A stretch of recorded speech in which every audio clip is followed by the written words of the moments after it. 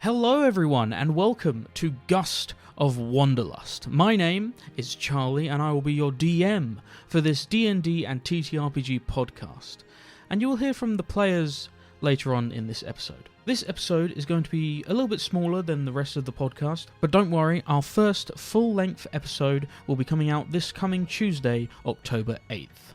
However, in this episode, I will be introducing you to the world that we have made that these players will inhabit and go on this journey in. And maybe die in, who knows. And as I said earlier, you'll be hearing from the players later on in this episode where they will be introducing you to their characters. But without further delay, let me welcome you to the world of Mirabilis. Mirabilis is a world much like our own, but of course, magic and different planes of existence are involved. But I don't need to give you the entire backstory of the entire world, as that could take a very long time. All I need to do is focus on the recent history of one continent where we will begin this adventure, Xanroth. Xanroth is a continent of many different people, many different flora and fauna, and at this current moment, politically, is in a state of tenuous peace. Very recently, Xanroth was host to a great war known simply as the Decade War, where the six nations of Xanroth fought in an almighty civil war.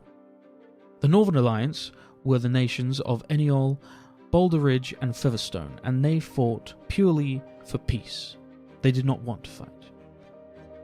However, the Southern Alliance were the nations of Ilfarthorin, Walford and Yorkrith, and they fought for domination and expansion. After 10 long years of brutal fighting, outside help, and many battles, it all came to a head 2 years ago at the Battle of Epidosa Plateau. The battle was long and arduous, but on the third day, it arrived. Some sort of planar rift tore open the sky above the battlefield, and from it came this enormous beast with an ape-like body, pseudopod-like arms, and 2 simian heads. It tore through thousands of soldiers, ripping and tearing, eating many of them, and just killing for sport. Until the 2 opposing forces banded together to take the beast down. Apart from the forces of Ilfarthorin, however, who continued to slaughter the Northern Alliance forces.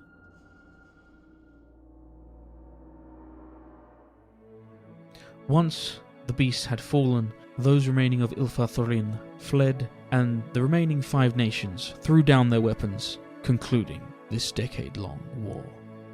In the weeks that followed, more and more reports of these planar rifts opening came to light. So the nations came together and agreed on a peace, with 5 of the nations voting to band together against this extraplanar threat and become an empire, to which they elected Empress Valia Thyron of Eniol.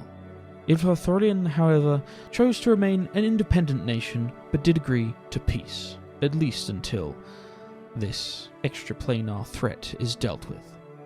Will anyone get to the bottom of this mystery and find out more about the creatures from beyond, or is Mirabilis doomed? Only time will tell. But hope can be found in the most unlikely of places.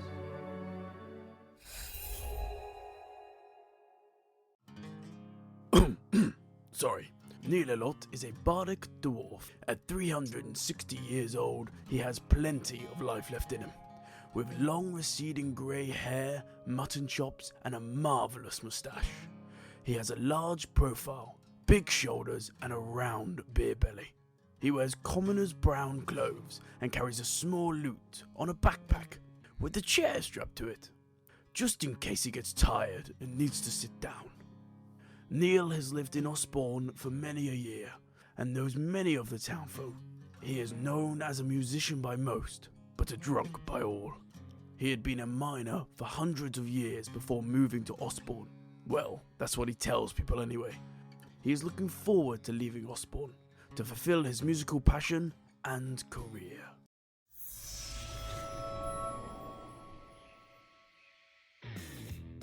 A centaur named Pyr, you say?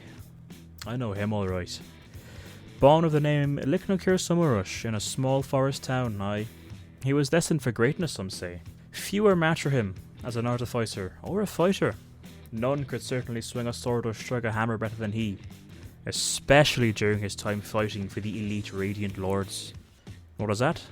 How could you recognise him? Well, he would be hard to miss. Deep, sanguineous eyes, light and long auburn hair, a coat of red roan line his shire frame. But above all else, you would be hard pressed to miss the red and yellow tabard featuring his oh so beloved mercenary company. And where is he now? Well, I last heard he was on the road, trying to find the remnants of that once grand mercenary company he loved so much, and piece together the fragments of what he lost of himself during the last Great War.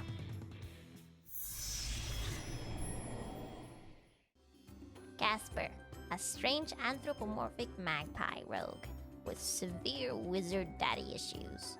Such a varied background, having grown up in everything from a tavern to a circus, he still manages to be somewhat socially incompetent and straight up dense. Additionally, his intellect is as great as his size, which isn't a lot, honestly. But with his paralyzing cuteness and extremely stealthy pickpocket, stabby hands TM, he might be able to compensate for all of these interesting traits in most situations. The question is if this is enough for him to become the independent and respected adventurer he truly wishes to be. The Whims are a fickle beast. Their intentions are imperceptible to most, understood by none. Though the one creature that happens to be closer to that understanding, through no conscious efforts of their own, is a Catawumpus. This tabaxi has little need for the trifles of others. Their ever-full pouch of belly sates the rumbles from within, and their grey speckled fur provides all the protection and modesty that others seek from clothing.